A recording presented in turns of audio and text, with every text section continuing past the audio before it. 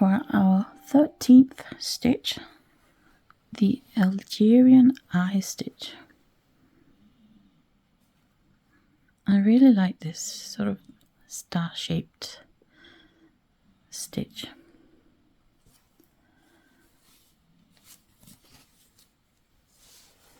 Here's another example, done in different sizes. You can make fun patterns with this stitch depending on the size you use.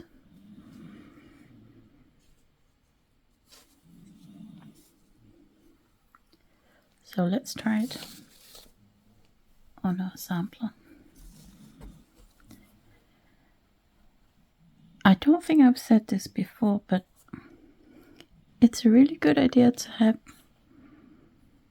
a hoop with a scrap of fabric where you can try out these stitches, either if it's completely new to your stitch or if you haven't tried it in a long time, before you start working the stitch on the actual alphabet sampler. It's just a little practice piece, a warm-up exercise if you want.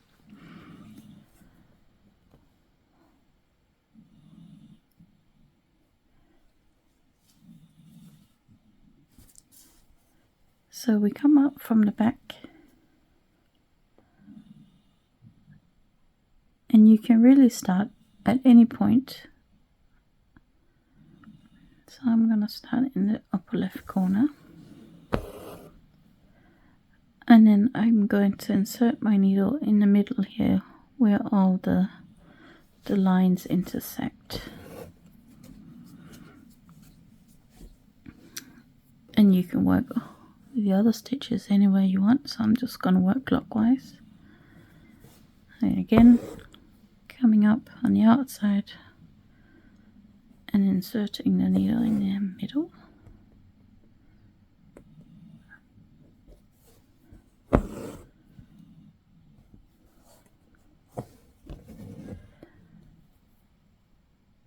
So the idea is that the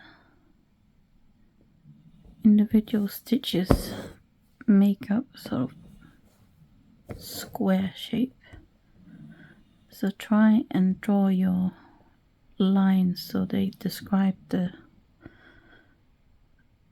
corners, especially the diagonal ones. You can see I have not drawn mine long enough, but you can adjust it as you go along with your stitching.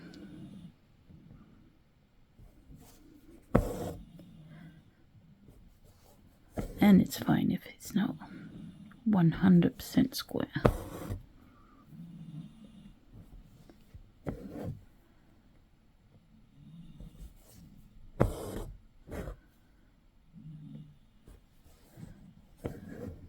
Right, here we go.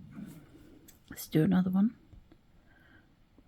Start in the top left corner. Insert the needle in the middle.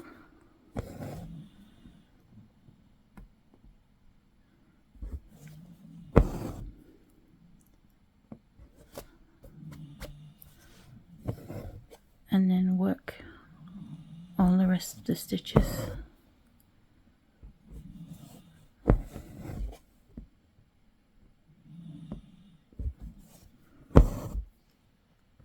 Now you can use this as an individual stitch or in groups, or to make a sort of pattern.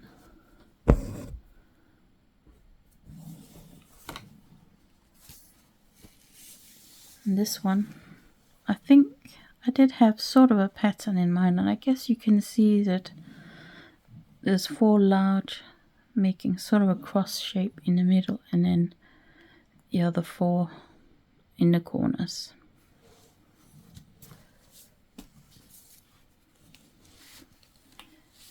If we have a look at my previous ABC sampler, you can see some of the stitches are larger and some of them are smaller. So let's have a go on the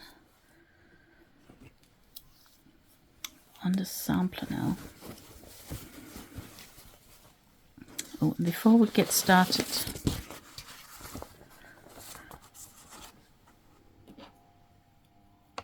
so I have drawn it to fill in 1/2 of the M,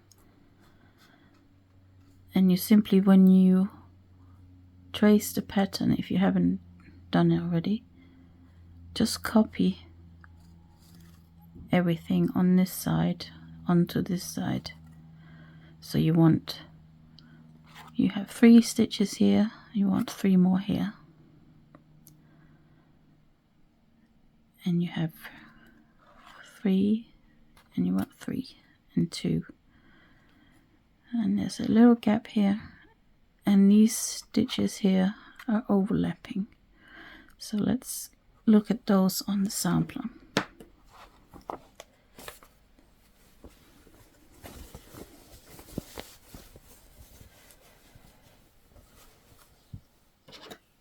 So where I have traced the M here, I have traced this stitch here so that it kind of fills out the space. But if we look at my previous sampler, you can see I actually made a partial stitch there. It's up to you if you want to make this stitch here slightly larger, or if you want to make a partial stitch there. And the same goes for these 2 stitches at this point here. You could make 1 large stitch, or you can make 2 partial stitches.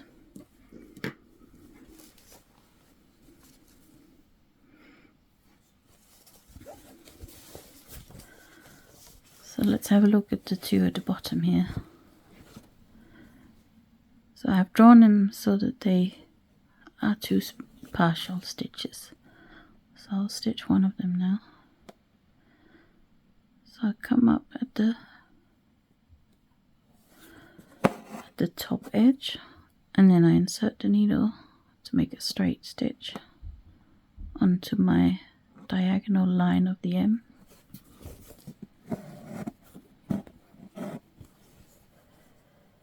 And because that is a diagonal line at the right angle, I'm just going to do a stitch here on the left of the first one,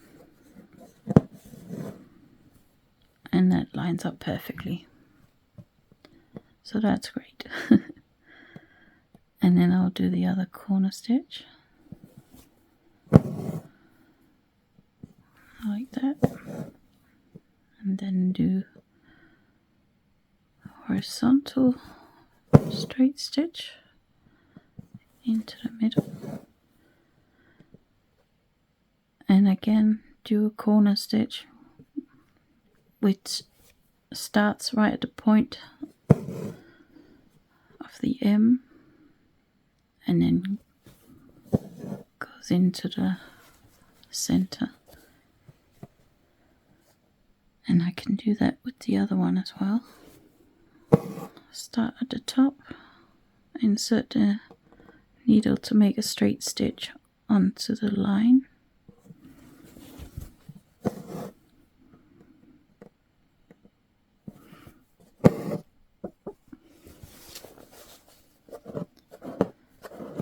and try not to make a knot on the back of your fabric. Alright, insert the diagonal stitch into the middle,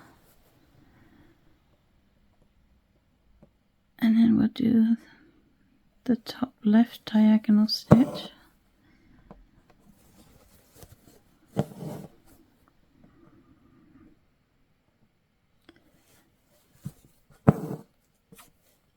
and here the 2 stitches share a hole in the middle here. They don't have to. It's just a coincidence. And again, I come up and here they will share the hole as well, like that.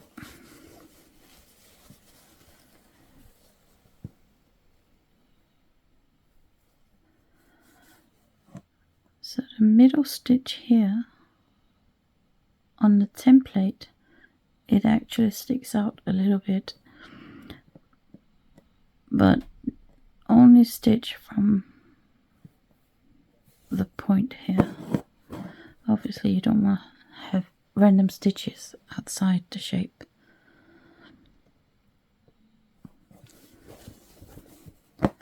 So even if that means that the top of the stitch is slightly smaller, that's fine.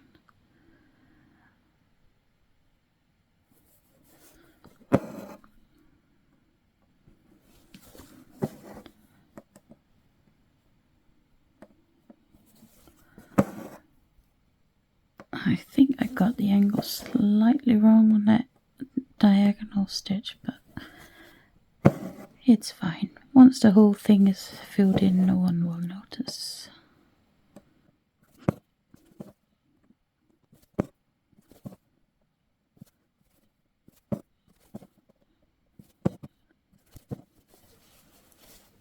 Right, so that's those two areas that are a little bit awkward. So let's just have a look. When you're stitching it, I would suggest working methodically. Don't start here or here. Just start in one of the corners and then do a row of Algerian Eye at a time, and then deal with these areas when you get to them.